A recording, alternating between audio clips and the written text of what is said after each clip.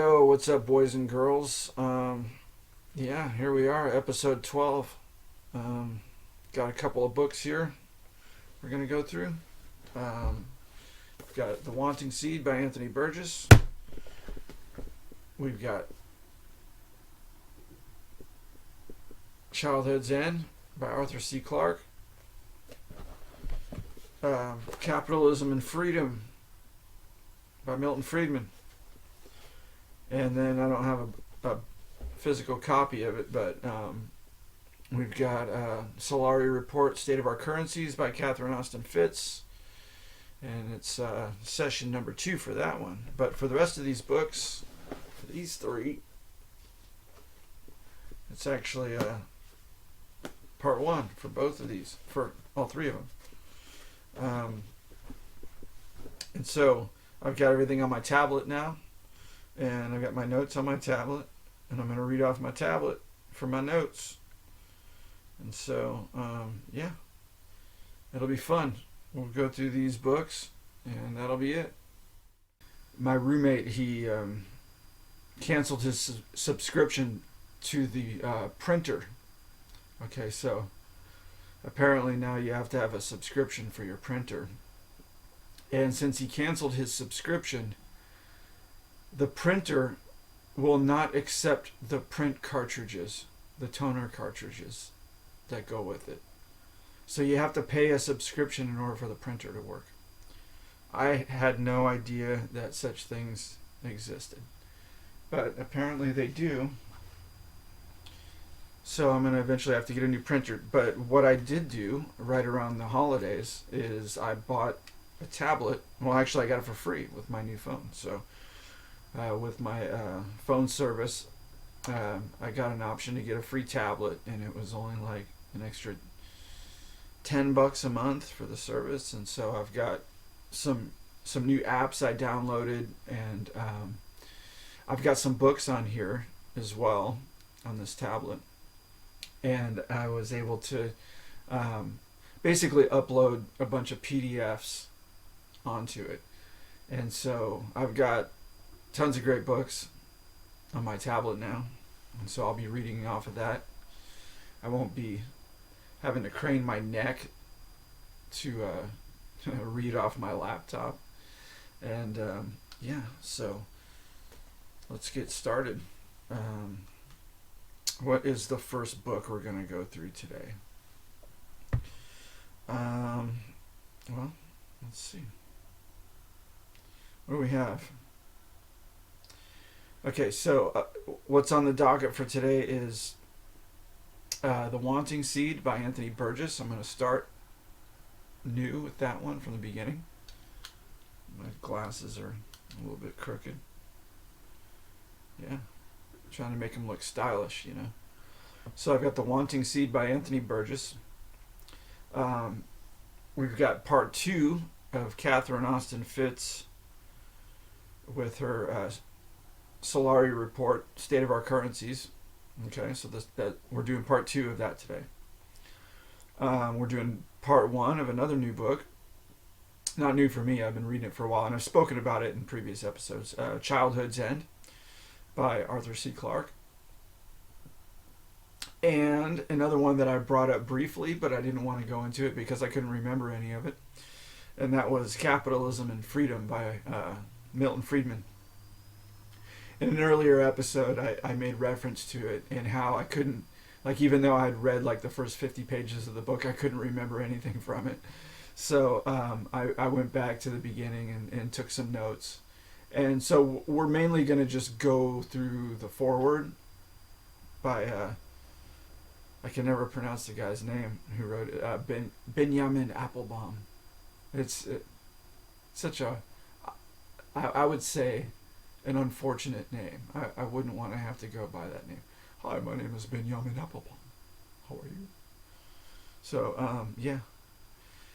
So, I don't know which one to start with. I think that today we'll start with The Wanting Seed by Anthony Burgess. So let's check it out. I've got it on my word reader, and this is pretty cool. So I've got it on like night mode, or what do you call it? Dark mode. I'm reading it on dark mode. Let me clean my glasses. I can't read without my glasses. I'm an old man. Need glasses to read. Okay. So I got my notes on my tablet. So not only do I have some books on the tablet, I don't have this book. So here's the cover. The Wanting Seed by Anthony Burgess. All right. And yeah, it's one of my favorite of the dystopian books. Dystopian novels. This is one of my favorite ones. And I would say that it incorporates elements of Brave New World, Soylent Green, and maybe a little bit of 1984, and then there's a movie called Children of Men, and it's pretty similar to that in a lot of ways. And it's also very similar to the nightmarish hellscape that we live in today, and we'll get into that. So, The Wanting Seed by Anthony Burgess. Okay, so the book starts out at a hospital where a woman named Beatrice Joanna Fox just lost her young son to meningitis. And two men from the Phosphorus Reclamation Department of the Ministry of Agriculture have arrived to pick up the body of the little boy to be taken and turned into a provision of phosphorus pentoxide to be returned to Mother Earth. Old Mother Gaia. So all present in the room, besides the mother, Beatrice Joanna Fox, were cold, insensitive, and even in a moment jovial about the death of the little boy. Kind of like what we saw in Brave New World when the savage John, when he was in the hospital with his mother and she died in the hospital, and he was like crying about it, and like all the hospital people were looking around going like, what are you crying about, dude? She just died, like big deal. And so Beatrice Joanna finds herself living in a sort of future dystopia where men are feminized and often literally castrated. Homosexuality is enforced to a degree, and there's a one-child policy. And now that Beatrice's son is dead, she's not allowed to have any more. Okay, so childbearing is mainly relegated to the lower classes of society. That's what the doctor tells her. He's just kind of like, hey, just, leave that to the lower classes, no more motherhood for you. That's what the doctor tells her. And she's just like, you guys just don't understand. So, environmentalism is sort of the order of the day. It's top priority and a top social priority, and hence the enforced, or at least incentivized, homosexuality and indifference towards human death. So death is seen as a positive because you're feeding the earth with whatever, the phosphorus pentoxide or whatever, and of course population is greatly controlled, and life is mainly valued in terms of the collective. So yeah, we value human life. We value like everybody, but not you, kind of thing.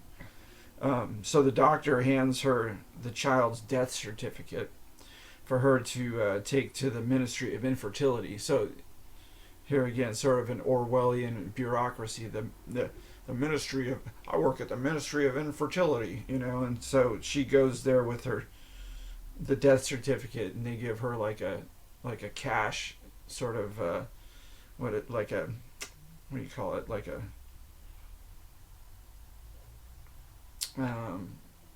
pittance, or what can't I think of it? What do they call it when you, consolation. So they give her like a minor sort of cash payout, with the death certificate. And they're like, we're sorry your son dead. Here's a little bit of money, but it's just enough to like go eat at Burger King or something. So the doctor hands her the child's death certificate for her to take to the Ministry of Infertility, which is in charge of regulating the population through various means of birth control and I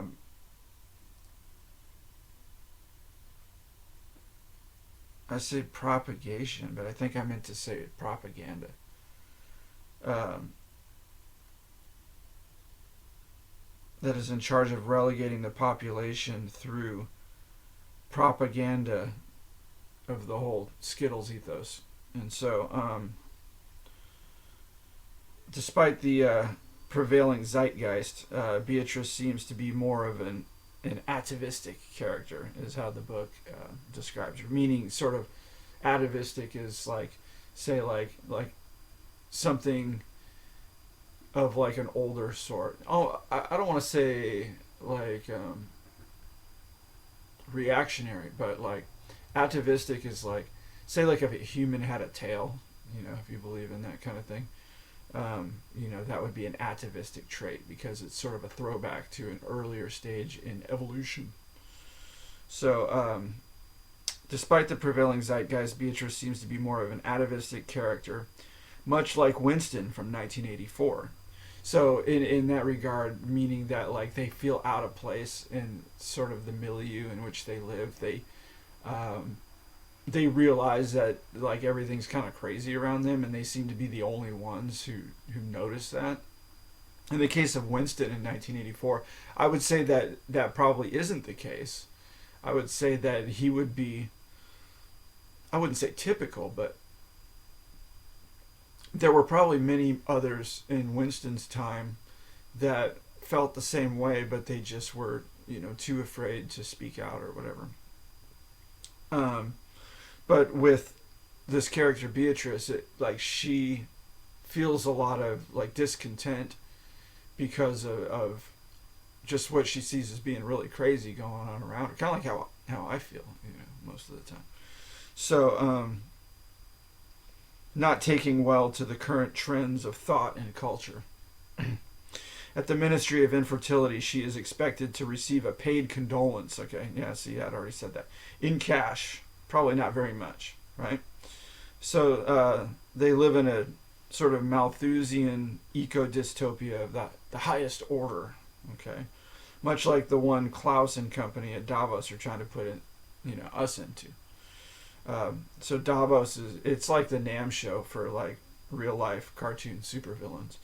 But anyway, back to the narrative. Beatrice accuses the doctor of allowing the child to die instead of trying to save him, per the national agenda of protecting the planet by reducing population.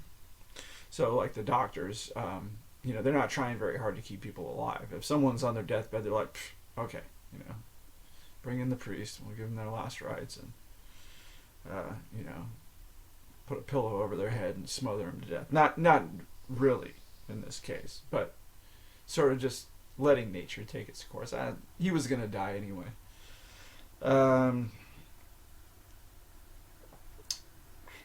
He retorts that she didn't bring him in early enough. So she accuses him of letting the child die, and he's like, well, you didn't bring him in early enough. It's your fault, not my fault. And she says that, well, you guys don't care about human life. And the doctor responds, oh, we do care about human life. The collective human life. Stability, In our case, it would be sustainability, right? So not letting the earth become overrun. Everybody getting enough to eat, that kind of thing. So he advises her to try and stop feeling like a mother. He's like, look, motherhood is not for you anymore, and like I said earlier, keep that to the lower classes. It's, your job is done in that department. Get some knitting supplies and shut the fuck up, kind of thing. So he advised her to try to stop feeling like a mother. She leaves his office and heads towards the elevator. And her very presence is offensive to the state. So they start to describe her physical appearance like she's kind of, she's thick, she's buxom, she's got some hips swinging, she's got some titties and ass, and that's offensive to the state. And so they kind of have like Well, in every dystopia, they've got like a special haircut that everybody has. They got that kind of Adolf do. Like the emo, the palm tree. Everybody's got the same, like a uniform that they wear. And so she's got like this kind of bodice thing. That keeps her titties all flattened down, and she wears like a white powder on her face. Because they don't want to. The women to have too much makeup on, and like no perfume. That's for the men, because the men are the effeminate ones in this society. Okay. So, where am I? Yeah, so her very presence is offensive to the state, So, she didn't require much foof. She had her face lightly powdered and her hair done in the stock cut. She had the Adolf do. The stock cut becoming of a woman of her class, not too attention getting on the hair. You can't be getting too much attention with that hair. So not in any way promoting the wild thing. So you don't want to be like causing people to have inappropriate thoughts on the street. Don't be being a thought. All that, right? So she passed alongside a lesbian couple in the corridor. The whole town, the entire country, in fact, was plastered with Skittles propaganda posters distributed by the Ministry of Infertility. The Homosex Institute even ran night classes. They all entered the elevator together, her and the two lesbians. And at the 15th floor, the elevator stopped. And a man in drag enters and glares disapprovingly at the lesbian couple, who are making out. Then he looks at Beatrice and rolls his eyes at her as well. He redoes his lipstick in the mirror. Okay. Beatrice indulges a look at the man and wonders if this is all just some clever facade. If he, like her brother-in-law, with whom she's having an affair, is merely acting out a public part in order to maintain good standing at his job, owing his position, his chance of promotion, to the gross lie. She herself didn't feel comfortable. No. Let me say that again. She herself didn't feel capable of pretending to be something she was not. So she couldn't sympathize. Where would this all end, she thought. Okay. So there was a brief exchange that I won't really get into, which rendered clear and present enmity between all parties crammed together in the elevator. And things nearly got violent between her and them. Okay, so I will explain it. So she's kind of watching this, this what do you call it, transvestite guy, sort of, like doing his lipstick and puckering his lips and doing his makeup in the mirror, in the elevator. And she's judging, she's looking at him going, like, what's this world coming to? And she looks over at the two lesbians making out, and she's just like, and so, she just feels really uncomfortable with it all, because they'd say, I guess she's a Karen, right? So, she thinks about her son for a second, and they're in the hospital, so this kind of thing, like she thinks about her son, and she's like, oh, poor boy, and like the transvestite guy kind of snickers at her, and she like looks at them, and she's like, you're all diseased, you're all disgusting, and the the kind of bulldog sort of lesbian grabs her, her lipstick lesbian girlfriend, like in a protective manner, like, oh, I'll keep you safe, I'll beat this woman up. And so she kind of confronts her, and so on their way out of the elevator, they kind of barely make it out without getting in a scrap. But anyway, I didn't want to really get into that, but I did. So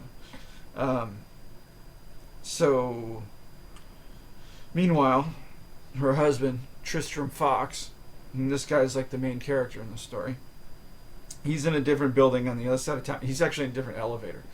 And he's going up the elevator, and there's these other professors who are in the elevator with him.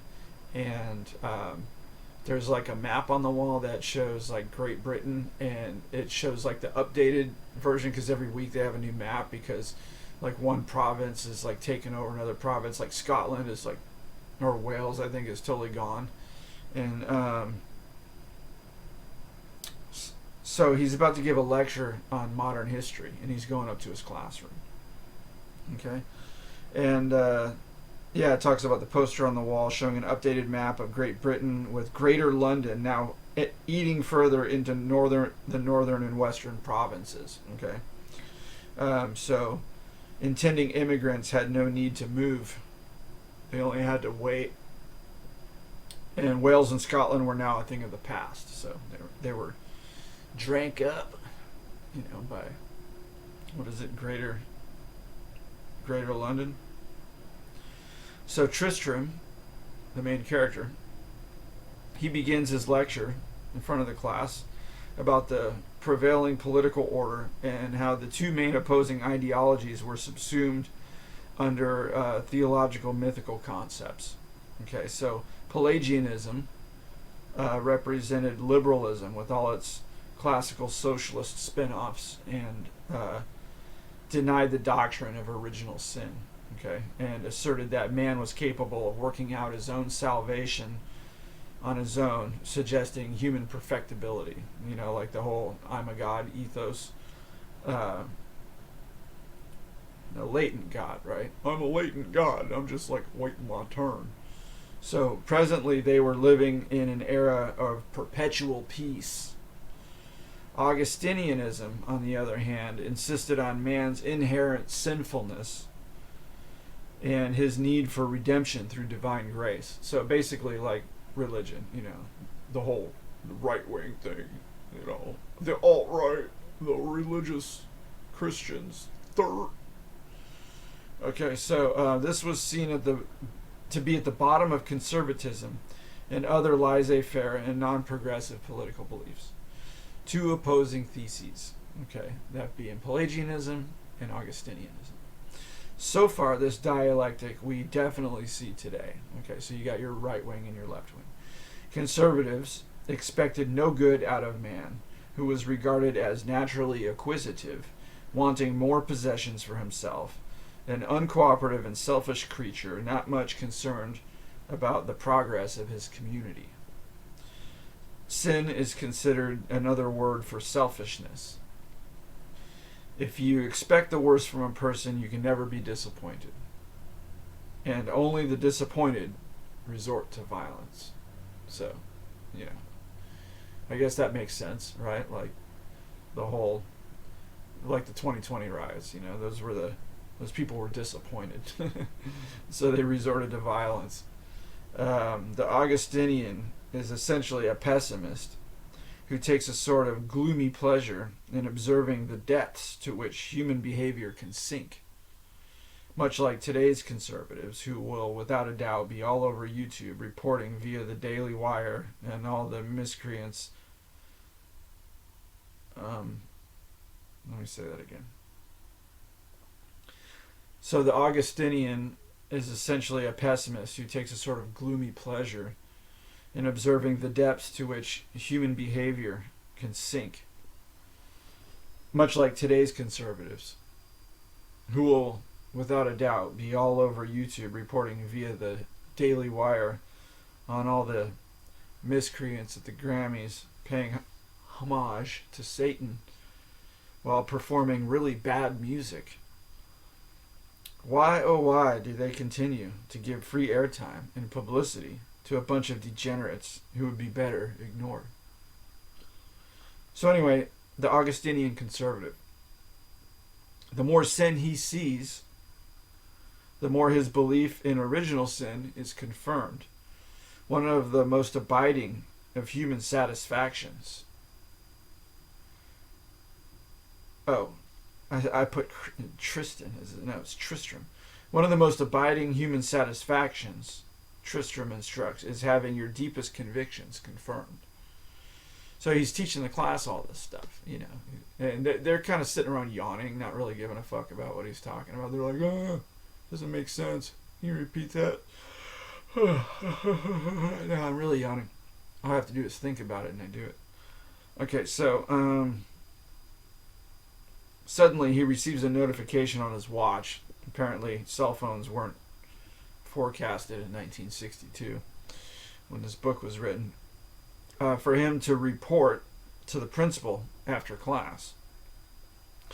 Apparently, the head of the social studies department was on his deathbed, and Tristram was gunning for his job. This scene where he's teaching this class for me kind of evokes images of John Cleese in Monty Python's The Meaning of Life, when he's teaching sex ed to his class and he brings his wife in and bangs her in front of everybody. So I don't know why. That doesn't happen in this, but the whole scene of him, the way he communicates with the class and sort of talks to them, and the way that they respond, totally just reminds me of that scene for some reason. And also, I'm reading another book by him called what is it called? The Long Day Wanes. And there's a teacher in that too, and he's really writing kind of about himself. So this teacher character, that's how you know he's the main character. It's actually it's him. You know, Anthony Burgess has put himself in this. It's kind of like when Stephen King always writes about a writer. He's always got a writer as the main character. I guess it's easier not to have to go outside of your bubble. But so where am I? Maybe I just liken it to The Meaning of Life just because it's British, and it's kind of British humor a little bit. And there's a little bit of humor in this, in Anthony Burgess's work. Comes through a lot in The Wanting Seed. No, not The Wanting. This is The Wanting Seed. The Long Day Wanes.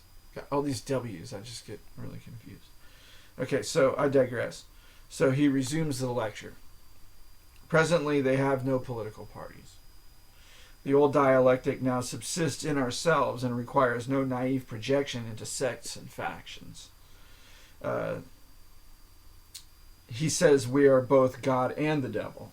So it's sort of the old Gnostic trope, right? Like the Charles Manson doctrine, you know, like Carl Jung proposes this also in his book Ion.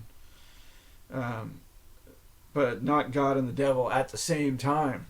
Okay, so the theology subsisting within our dialectics of Pelagianism and Augustinianism no longer has validity. I'll repeat that. The theology subsisting within our dialectics of Pelagianism and Augustinianism no longer has validity. So here he calls out a student for eating in class. Okay, so that's how the Monty Python thing comes in. Doesn't he do that in Monty Python too? It's like a kid eating a chocolate bar or something, and he calls the kid out, no eating in class. So I think that's the Monty Python right there. That won't do now, will it? So anyway, I'll end this here and continue this one in a later episode because I've got 3 more books to get to. So total cliffhanger here as to these people's political system, but it's well worth the wait, and I'll explain it a little bit. So the 2 main dialectics are the Pelagianism and Augustinianism, and Pelagianism is basically liberalism, and Augustinianism is conservatism. And so the way that the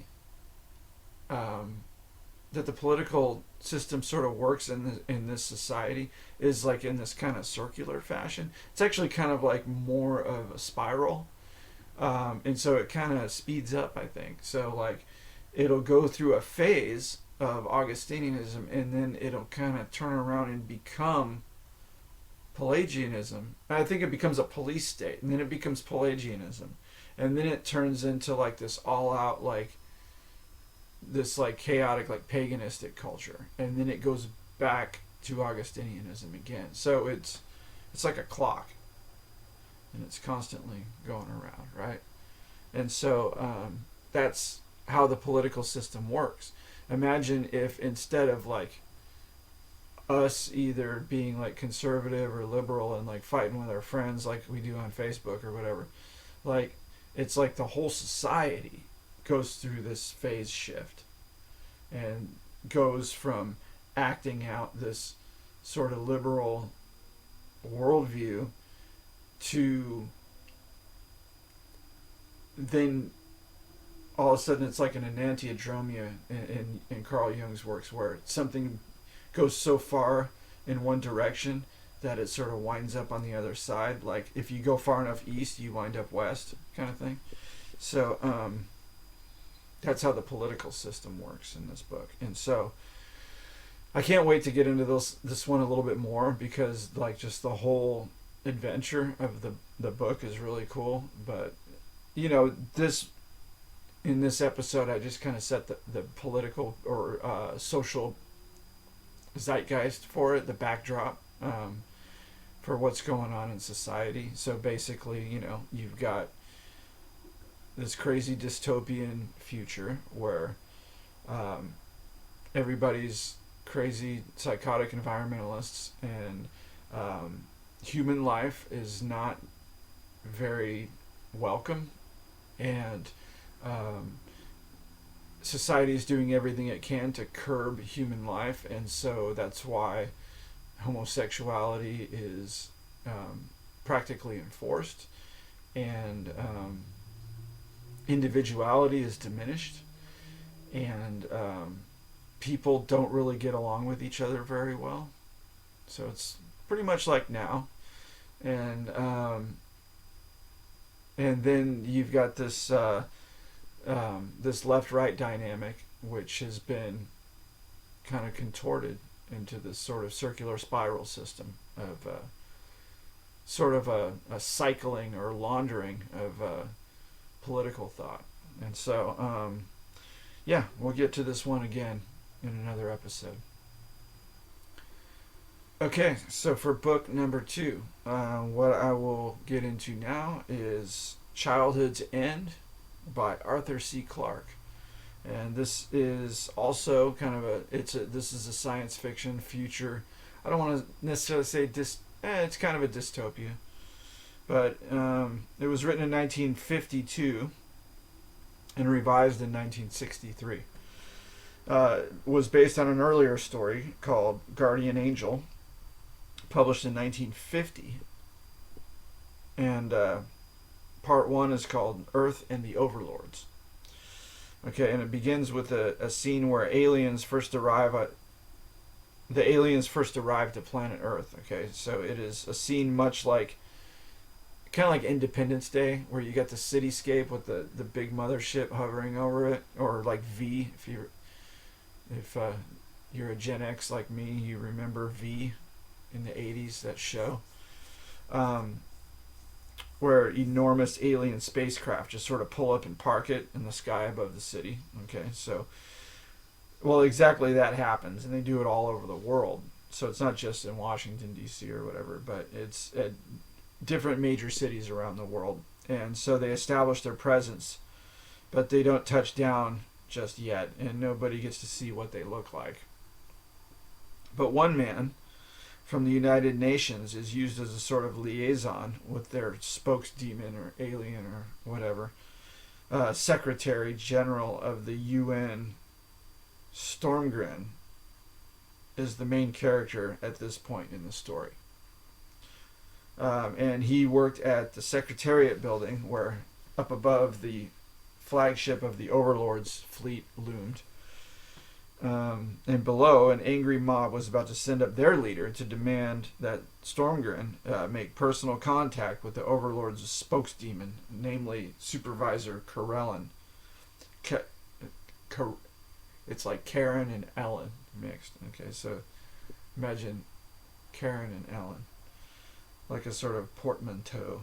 Okay, so seems like Arthur C. Clarke could have given him a little bit more of a macho name, because he's supposed to be kind of a badass, but instead it's like Karen and Ellen combined. So the mob below was called the Freedom League. Alexander Wainwright was their leader. And so the overlords have been running our world by their own standards for us. Okay, so arguably they have not been entirely malevolent despite the protests from the Freedom League. So these guys showed up and established their dominance in our world and basically told us that we can't have war anymore. They're like, you guys need to learn how to get along. And so they seem to have done a bit of work to unite the world by abolishing any war for the time being. And as a goal, they are bringing about a world globalist federation. Big surprise there, huh? So Wainwright, though not necessarily against a one world government, is the main character. No. It's not the main character. Wainwright is he's the mob boss. He's not necessarily against a one world government, but he doesn't want it imposed on us, okay, via the overlords, but instead would rather have it borne out sort of organically. So globalists on both sides of the argument here. So what they are demanding is that Stormgren go to the supervisor Corellin and insist on world sovereignty and non-interference.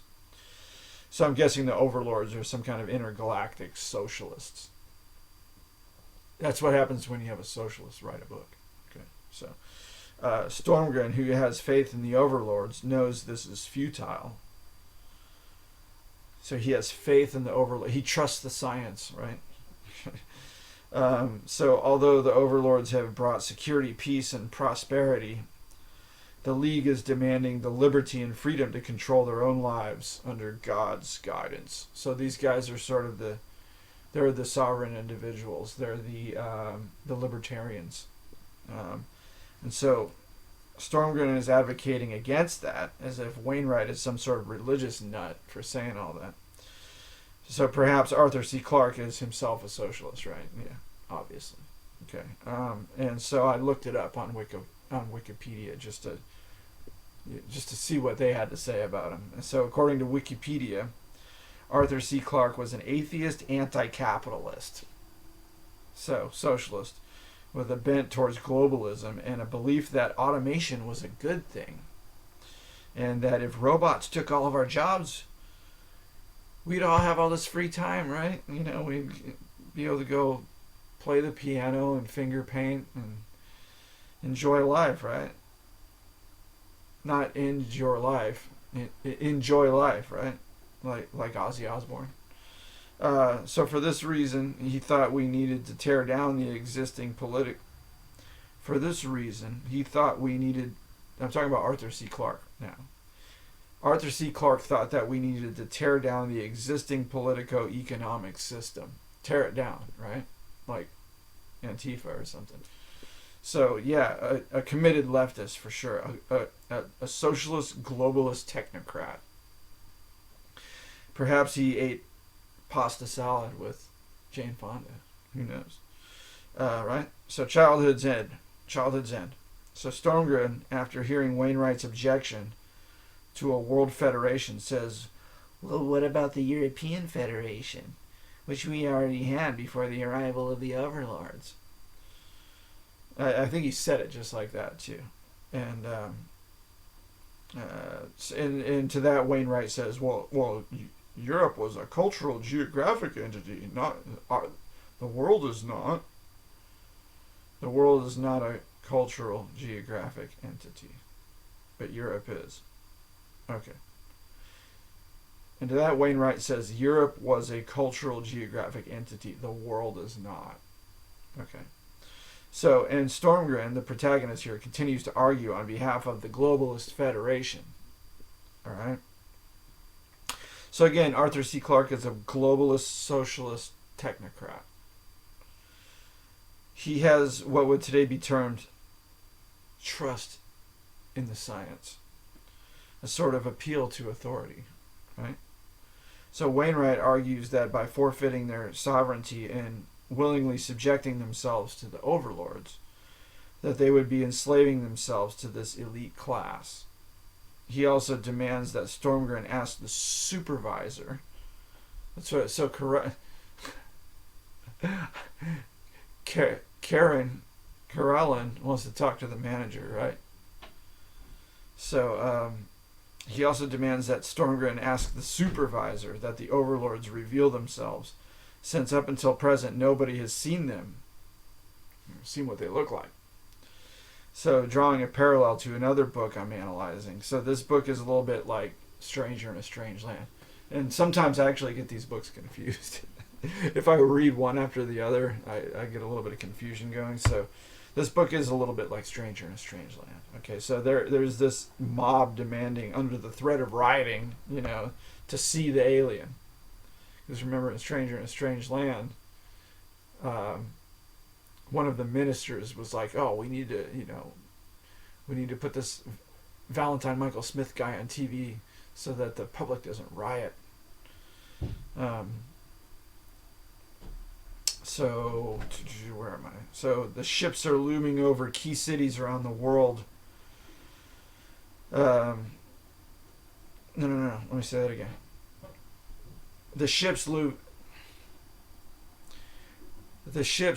over key cities around the world signified that they were calculated in their assessment of mankind and their positioning in relation. The sight of their looming presence in itself an acknowledgement and symbol of man's inferiority in scientific knowledge and status. Okay, so in the first 6 days of their arrival, when they first showed up, they made no contact whatsoever. The ships merely hung in the sky, waiting, studying their captive population. So, and this was probably done on purpose to sort of intimidate the world. So Supervisor Karelin finally made contact via a public broadcast which blanketed every radio frequency, in English, mind you. So it's kind of like Chuck the Nomalos on Bill and Ted's Bogus Journey, where he sort of like infiltrated everybody's TV and gave the message, like that Klaus Schwab looking guy. It told everybody that they were under attack and that they were under domination from in Bill and Ted it wasn't an alien force, but it was a force from the future. So Supervisor Karelin made contact via public broadcast, which blanketed every radio frequency, in English, of course, because I guess everybody speaks English, displaying a mastery of human affairs and demonstrating total dominion. Humanity knew the game was up. Supreme decisions in international affairs had passed from human hands. Resistance was futile. One daring government launched an atomic missile at one of the ships hovering over its own enemy state. So yeah, it must have been Palestine. Hoping to potentially kill two birds with one stone, right? So they wanted to destroy the ships, and if they got mad, maybe they'd drop bombs on Israel or something. But the projectile self-destructed and no blast was made. Its whereabouts unknown, and no response was given, which rendered the salvo all the more demoralizing to the instigator. The only action he ever took against I can't even say it. The only action he ever took against a recalcitrant government was in the case of a South African government who refused to restore civil rights to an ethnic minority. And Karelin issued a warning to be heeded by a specific time. And when they failed to comply, Karelin, by means of a sophisticated light-bending technology, caused the sun to go out for those people in that specific geographical area, prompting nearly immediate compliance. Okay. But in the main, over time, the human race had accepted the overlords as part of the natural order of things. The initial shock had worn off, and the world once again went about its business. Meanwhile, mankind waited for the overlords to show themselves. 5 years later, they still had not. Even Stormgren had to admit this was a problem. being Earth's liaison to the overlords, Stormgren met regularly with Karelin, but never actually saw him. Presently, it was time to meet with him again. Below one of the main ships, a small metallic pod descended towards the ground to bring him up. The small ship came down nearly to the ground. A sudden opening appeared on its surface, and Stormgren entered. The doorway resealed itself as if it had never been, and the pod returned to the mothership. Okay, so I'm going to end it there for now. So yeah, Stormgren went up to talk to Karelin, the supervisor.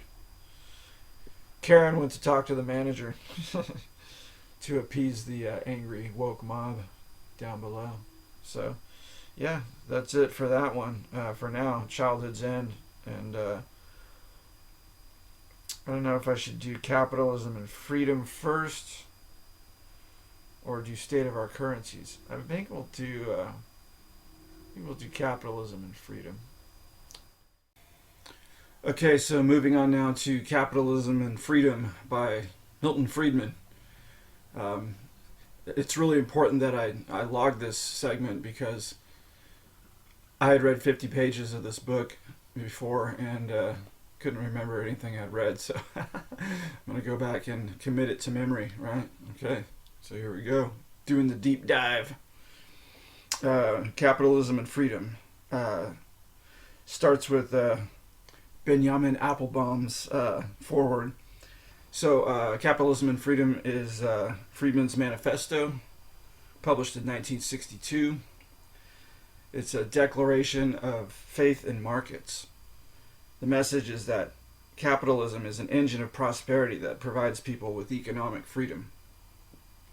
People are free not only to make money as they choose, but to spend it as they choose. A free market economy is a necessary condition for political freedom. Oftentimes, the term capitalism is used as an epithet. The prevailing view seems to be that preservation of political freedom requires limits on economic freedom, including strict regulation of markets and redistribution of economic output. The prevailing faith in government came from the traumas of the Great Depression and World War II, plus the scientific breakthroughs like antibiotics and nuclear power. Let me fix this. Imagine that.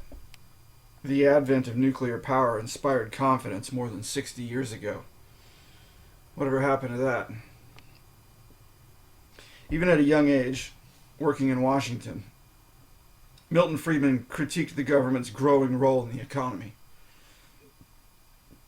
He thought the policymakers were making problems worse and that they should do very little and do it slowly. A more old-school laissez-faire approach as opposed to the well-intentioned bumbling of the modern Democrats of the time.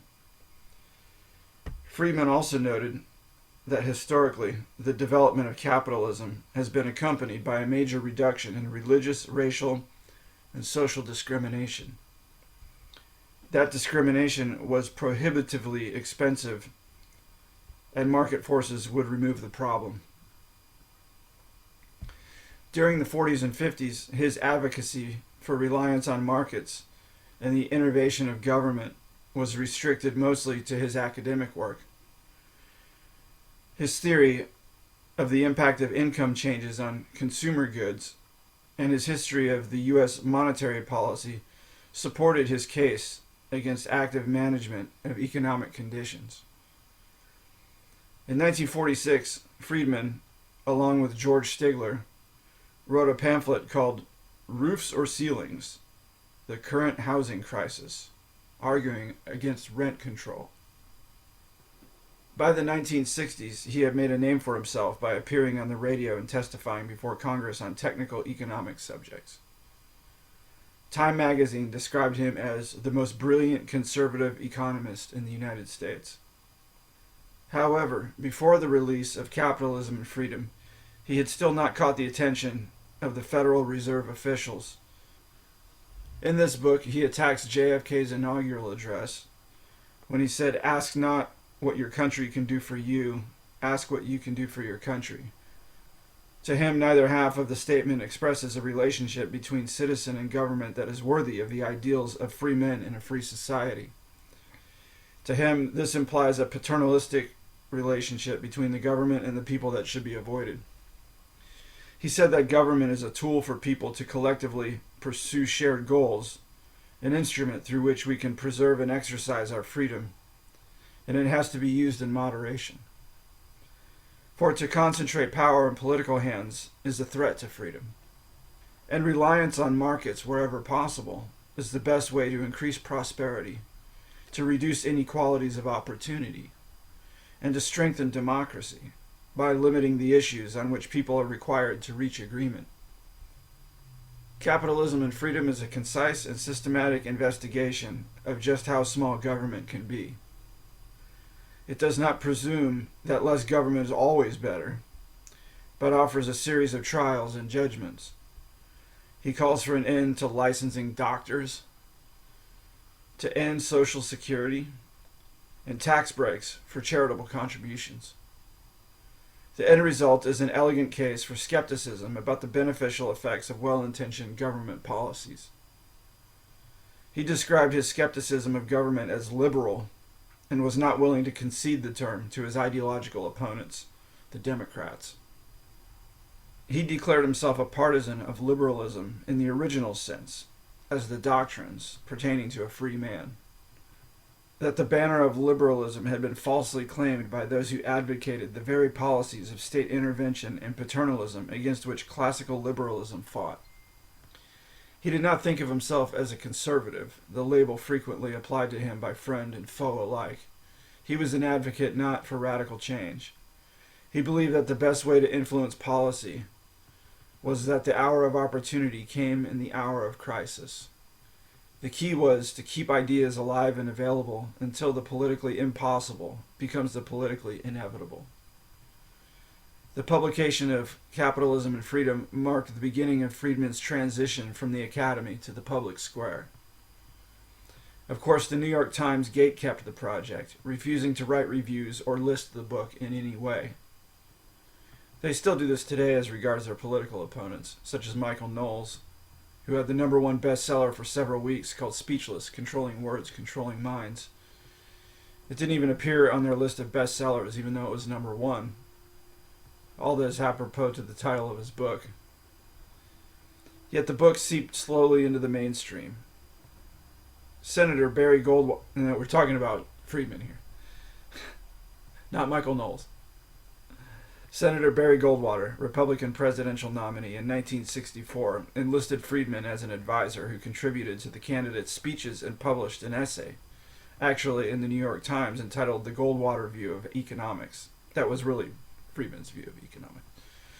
Although Goldwater lost the election to LBJ, other conservative politicians saw promise in Friedman's message. His ideas resonated with Reagan, who consulted with him regularly and could be seen carrying his book around with him on the campaign trail for governor of California in 1966. In a 1976 radio broadcast, Reagan urged lawmakers in Washington to heed Friedman's views on policy.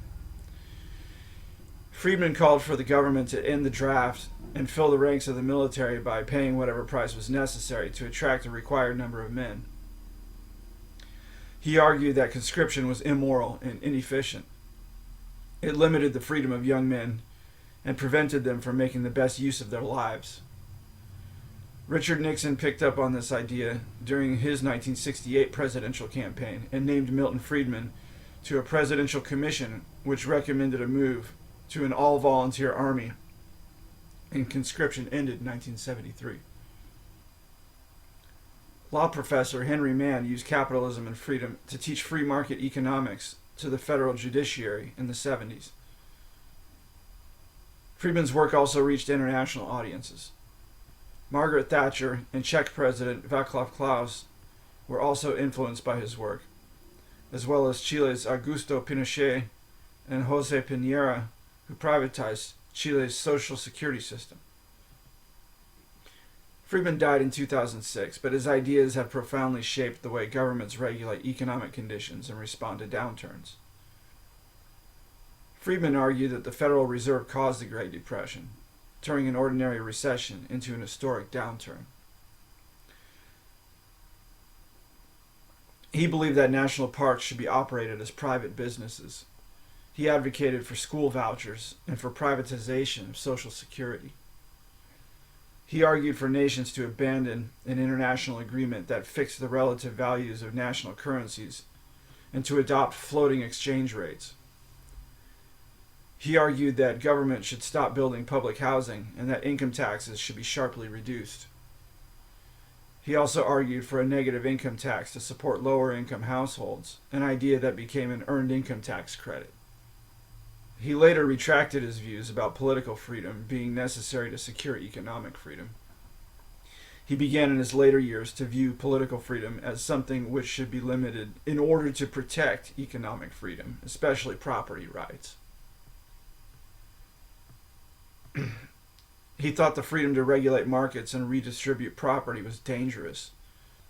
He didn't like the idea of limits on the free movement of money across international borders, capital controls, which he considered a basic violation of economic freedom.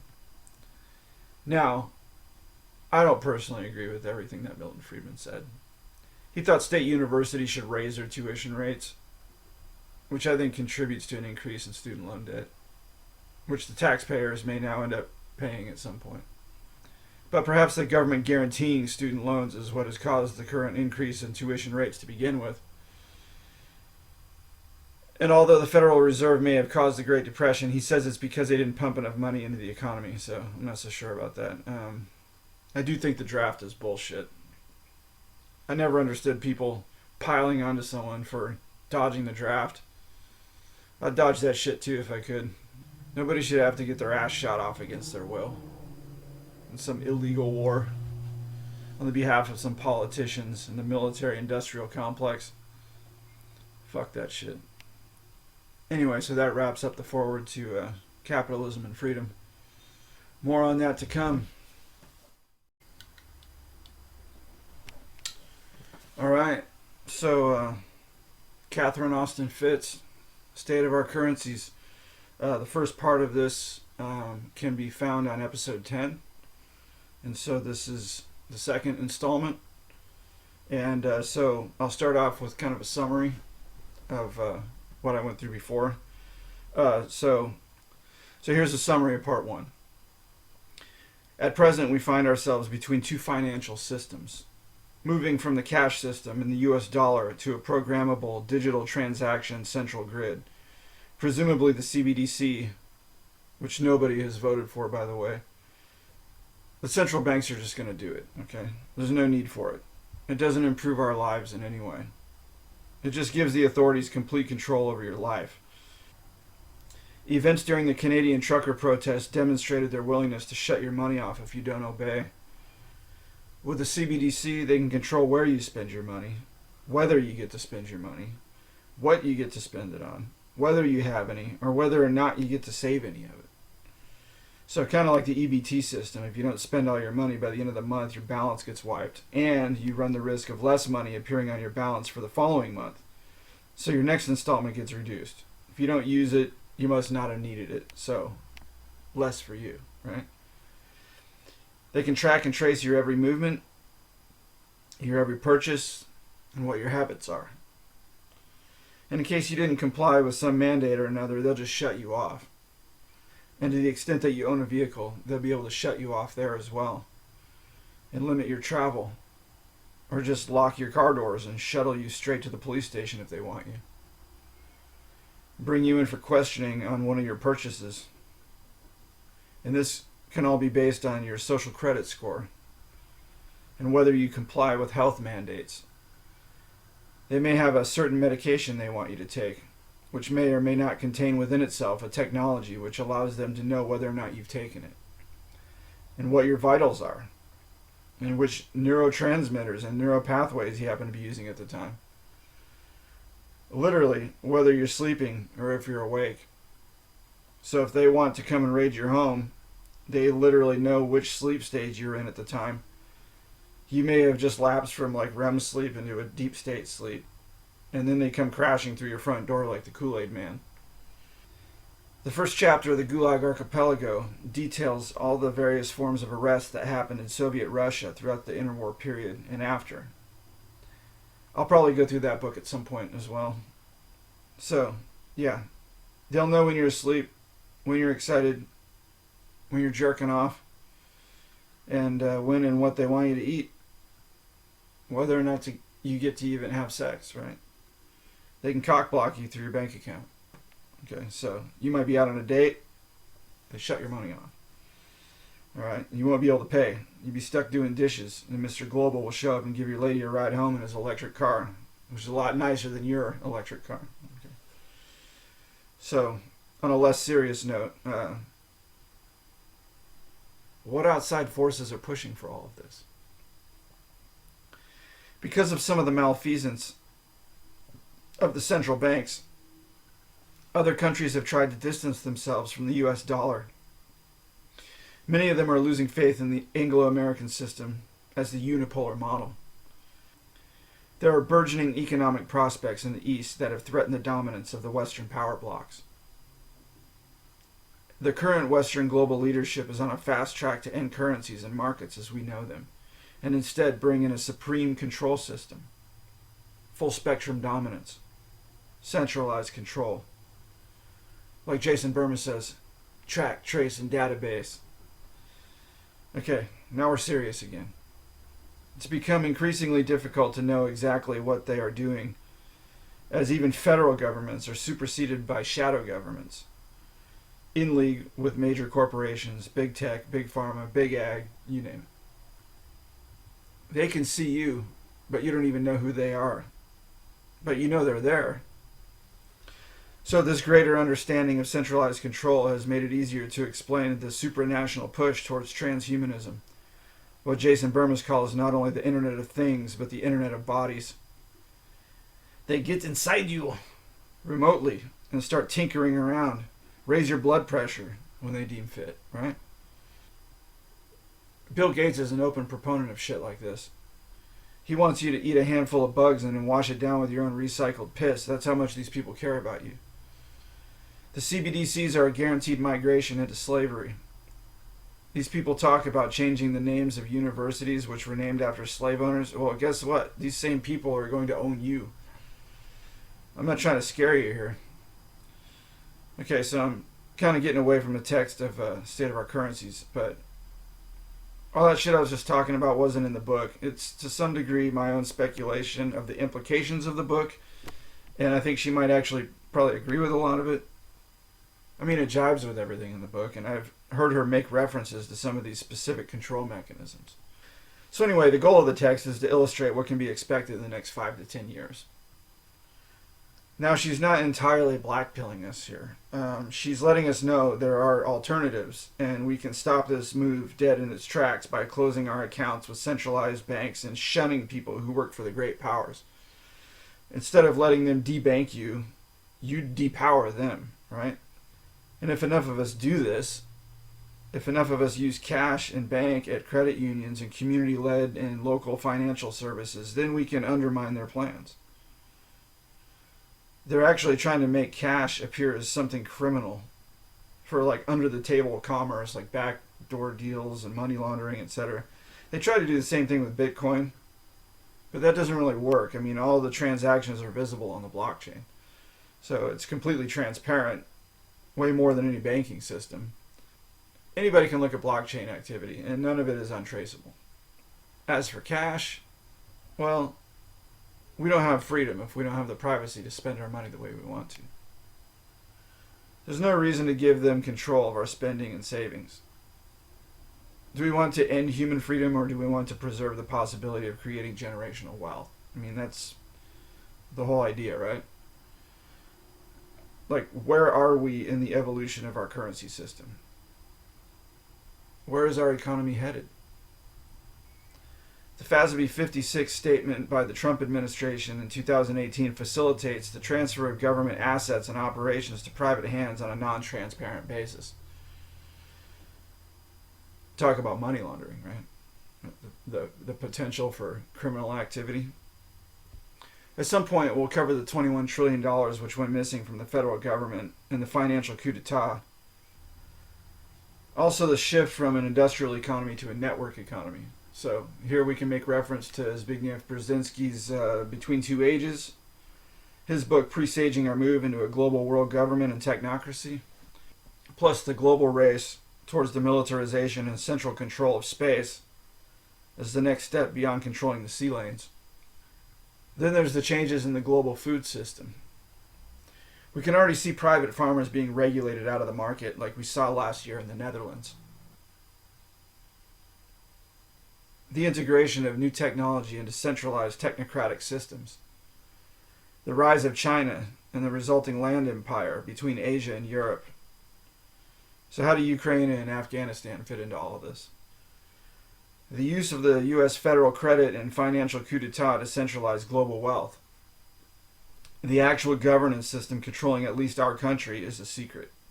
So are we to believe that Joe Biden is really running the country? If not, then who does? Who pulls the strings? Who's really in charge? Is there some sort of breakaway civilization going on where they're all just kind of sitting around laughing at us? Where did the missing $21 trillion go? Our understanding of the world may not exactly match what is actually going on. The national security state was created in 1947, and this turbocharged the use and proliferation of mind control technologies. How was the divergence between reality and the official reality engineered? Okay, so that's the rest of the introduction. Okay, so now for the beginning of the main body of the text. Allow me to quote Meyer Amschel Rothschild. He says, "Let me issue and control a nation's money, and I care not who writes the laws. Our currency and financial systems are a subset of our governance system. You cannot understand the one without the other, including who runs things and what their goals are. We need to place the governance system question front and center. So what does the financial coup d'etat entail? Well, there's the $21 trillion missing from the U.S. government accounts, the extraction of $29 trillion from the U.S. government to reimburse the banking system for massive mortgage and financial fraud. Now, since 2020, the $10+ trillion as of the time of this 2020 document, and counting, of monetary financial stimulus. Then the accumulation of federal deficits and debt combined with retirement and pension obligations. Now a war in Ukraine, and movement into the Philippines to set up installations for possible military action against China in case of an invasion of Taiwan. Not to mention satellite balloons, UFOs, poison gas, etc. All of these liabilities raising questions and eyebrows regarding the future existence of the United States, its laws and government structure, and of course the US dollar. Well, over $60 trillion now shifted out of the existing system, mostly into hidden hands. Who's going to pay for all this? The taxpayer? You? Me? Certainly not all these rich billionaire motherfuckers. You know, the ones who sextupled their wealth during COVID while we all got poor and lost our businesses and couldn't work and got sick. We're forced to take stabbies. We were all wiping our asses in the shower. Okay, so this text was written before the current energy crisis, before quantitative tightening, Ukraine, the drastic moves towards eliminating gas-powered automobiles, gas stoves, etc., not to mention all the hubbub at Davos this year alone. Davos is like the NAMM show for like real-life cartoon supervillains. Klaus Schwab dressed like Darth Vader, telling us all in his best like Adolf impression how we are going to eat the bugs. I think just as a rule of thumb, we should never ever listen to anybody with a German accent telling us how technocracy is going to benefit mankind. Didn't we already move beyond all that in the 1940s? I thought we did. So the missing money. That, in addition to all the Democrats' crazy spending, shows all the signs of a cut and run. They're just grabbing up all the best china off the Titanic and loading it onto the escape boats while everybody in coach is going down with the ship. Add to that the tens and billions of dollars of munitions and equipment that Biden handed off to the Taliban after our clumsy withdrawal from Afghanistan. Of course, if helping to arm Ukraine was to be a priority, that stuff would have come in handy, but now he's going to give a portion of our remaining military equipment to them. Old Shitpants Joe is rugging the country, on behalf of our not only our non-allies but also our adversaries, just so he can go and sip Ensure on the beach and drift off into dementia for the few remaining days he's got left after his presidency. So back to our text. A radical re-engineering of the U.S. governmental system has been quietly happening behind the scenes for some time, and presumably accelerating now that FASB 56 has arranged complete freedom from financial reporting or laws. All this has left us with a global society, highly dependent and excessively obedient to invisible centralized control. So, I'm going to end it there. That's it. Those are the four literary segments. Wow. Takes a minute for my eyes to adjust after taking off my reading glasses. I didn't even need reading glasses until I started reading this book, that little tiny letters.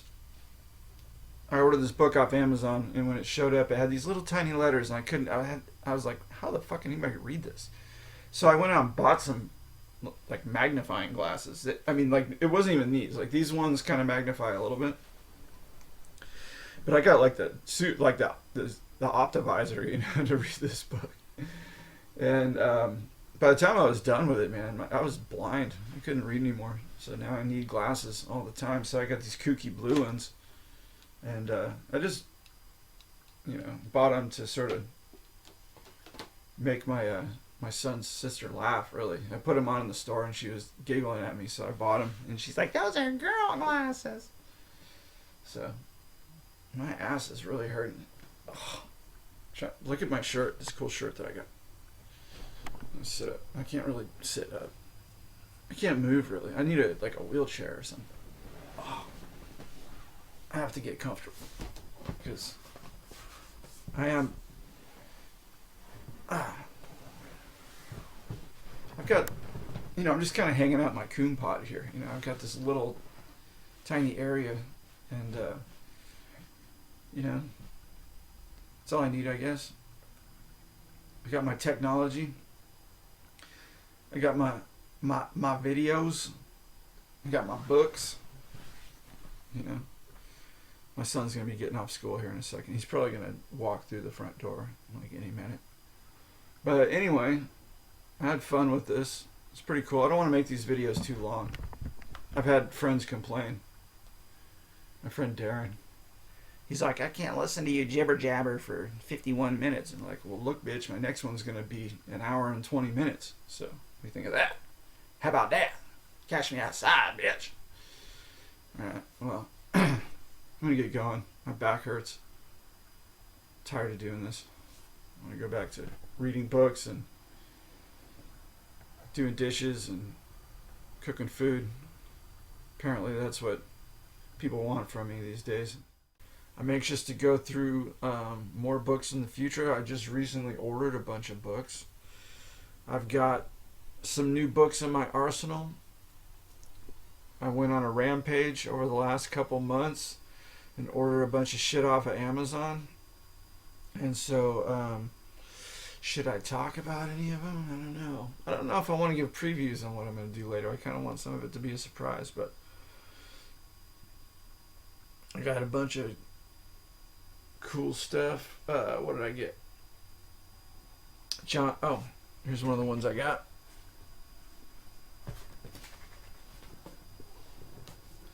This is like volume 1. Look how thick it is. This is just volume 1 of John Courtney Murray's Time, Life, and the American Proposition, subtitled How the CIA's Doctrinal Warfare Program Changed the Catholic Church. Okay, so this is by David Wemhoff. Okay, so I got this. It's 2 volumes. And I got this big old beast right here. The Rockefellers, An American Dynasty by Peter Collier and David Horowitz. Eventually, I think maybe on the next episode, I want to do. I think I want to. I'll probably just finish reading Great Gatsby real fast because it's a pretty short book, and just kind of do a rundown on the whole book. Here's one I got. Freaking Crisis Proof by Aaron Koenig, the Dutchman. He's a funny looking guy. It looks like Flea from the Red Hot Chili Peppers. There we go. I say Flea from the Red Hot Chili Peppers as if there was another Flea. Like, as opposed to what? Flea from Metallica? Like, yeah. There's only one, right?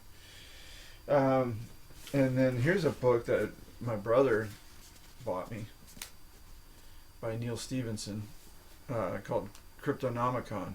And I actually had one of his books on my reading list, or books that I was going to order. I had a book called Snow Crash on my list. And so I'm looking forward to reading that.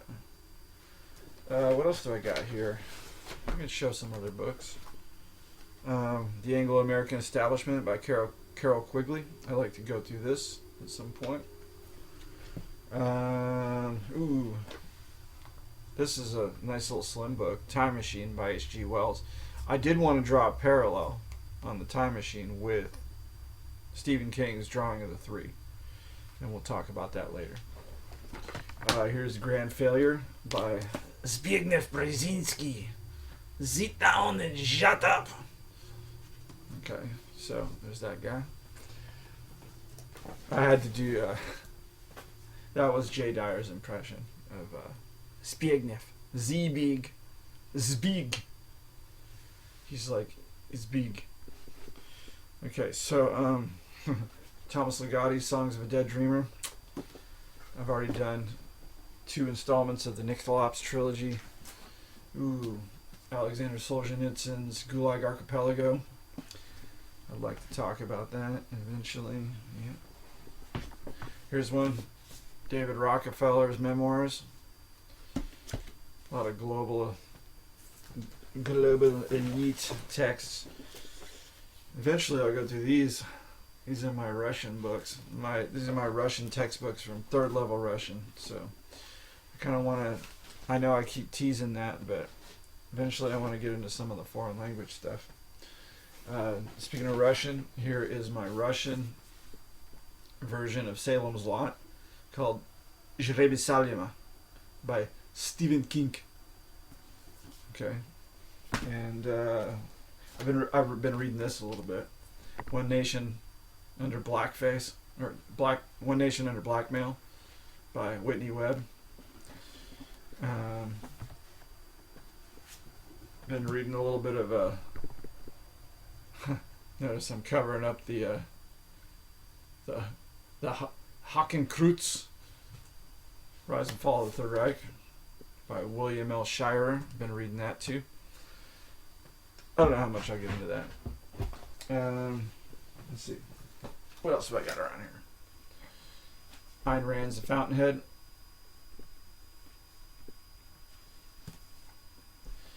Good old Ayn. She's hot, man.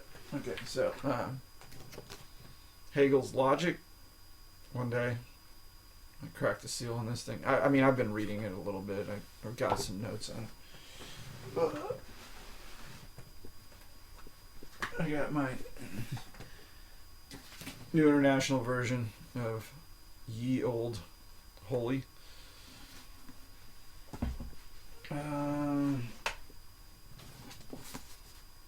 Tom O'Neill's Chaos.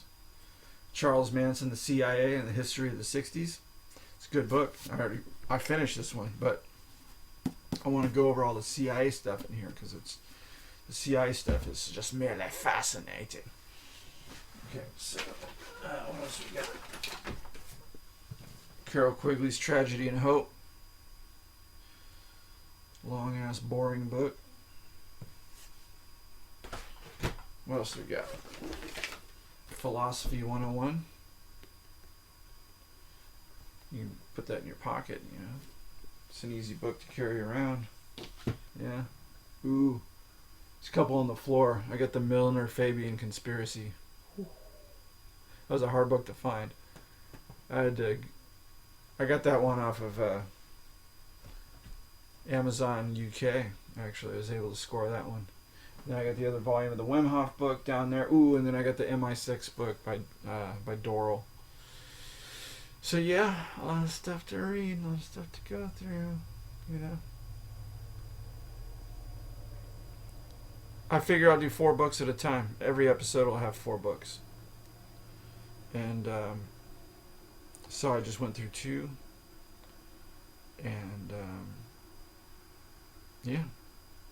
I still have to go through Milton Friedman and what's her name? Catherine Austin Fitts. Yeah. One day I'm gonna find. Well, I don't want to say it like that. One day I'm gonna ask Catherine Austin Fitts to marry me. Because I know that bitch got money. You know she's got money. How can she not have money? She knows everything there is to know about money. How can you know that much about money and not have any of it? I'm going to marry that woman. If I don't get to marry Melinda Gates, I'll marry Catherine Austin Fitts. Okay? That's all I'm going to say. Or maybe I'll just marry Greta Thunberg. Somebody's got to. Okay, so I grabbed a couple more books. I want to keep my show and tell going. Okay, so this one was propping up my camera. It's The Great Gatsby, F. Scott Fitzgerald. So this one, I'm going to finish it here, and I'm going to probably do that on my next stream. Okay, this one, I'm so proud I have this book. The Milner-Fabian Conspiracy is by Ioan Ratu. Okay, Ratu. Ioan Ratu. The Milner-Fabian Conspiracy by Ioan Ratu. Okay, so I'm really excited about this book. It's so heavy. I can't wait to read it. It's just such a nice volume, and I'm so glad I found it. I've got. This is pretty rare, I guess. It's a Dutch translation of The Great and Secret Show by Clive Barker. It's translated as De Grote Geheime Show. We have Psychology of the Unconscious by Carl Jung. Here is Volume 2 of David Wim Hof's John Courtney Murray, Time, Life, and the American Proposition. How the CIA's doctrinal warfare program changed the Catholic Church. Yeah. Here's Tragedy and Hope with the cover on it. Okay. What else? We got the Declaration of Independence and the Constitution of the United States of America. Maybe I'll read that one day. Edward Bernays' Propaganda. Good stuff. Okay, here is Stephen Dorrell's MI6, Inside the Covert World of Her Majesty's Secret Intelligence Service. It's a big old fatty. I can't wait to read this one. Let's see, what else? Here is Fyodor Dostoevsky's Brothers Karamazov. And Brave New World. I'll finish this one. I'll probably finish this one and talk about this on my next stream. So I think for my next stream, I'm gonna do Huxley and Great Gatsby, and Ben Shapiro's The Authoritarian Moment. Gotta love that. It's a good one. And that's it. Oh no. Philip K. Dick, The Transmigration of Timothy Archer. I might get started on this one. This is part 3 of a trilogy. The Valis trilogy. Valis is the first one, then the Divine Invasion, and then this one. So far, the Divine Invasion, that one's my favorite. I like that one a lot. But they're also standalone books. You don't really need to read all 3 of them. They just all have like a similar motif that kind of runs through the 3 books. Unmasked by Andy No. Alex Jones' The Great Reset. It's like decoding Klaus Schwab. And I got volume 2 of Whitney Webb, One Nation Under Blackface.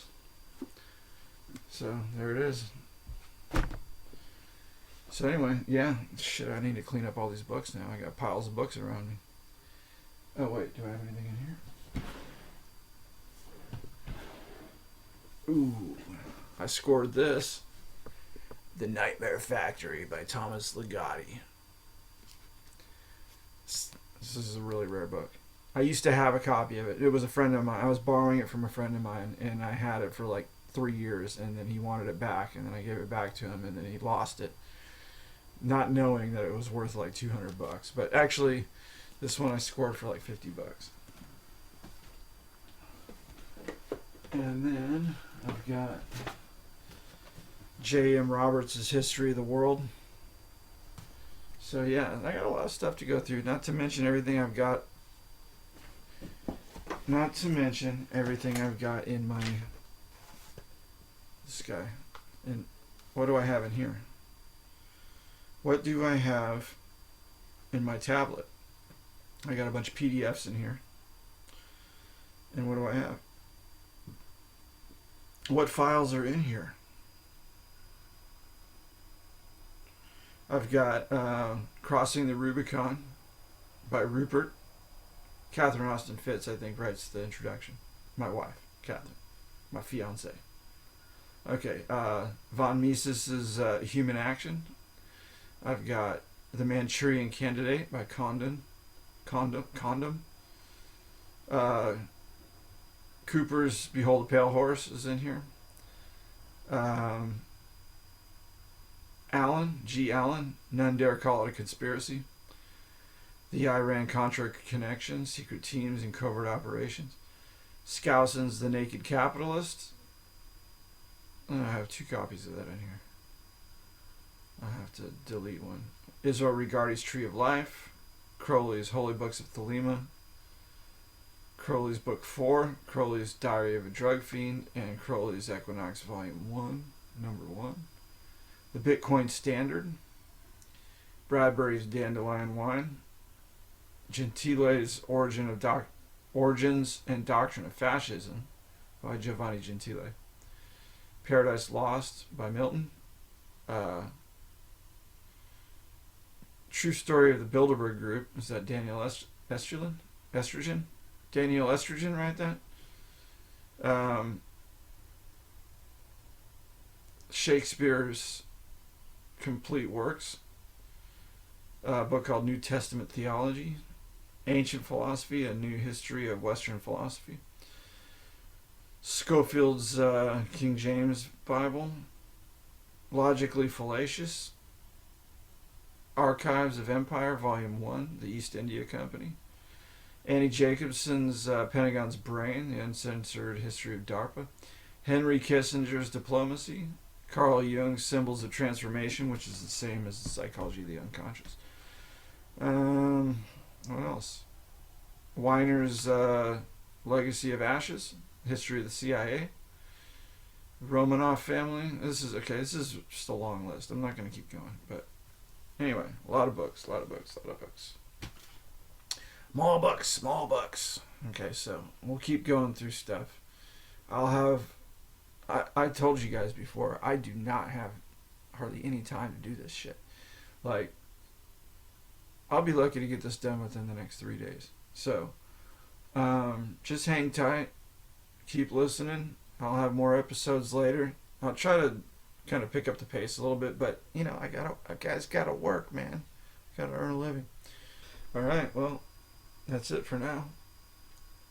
I guess I'll see y'all later.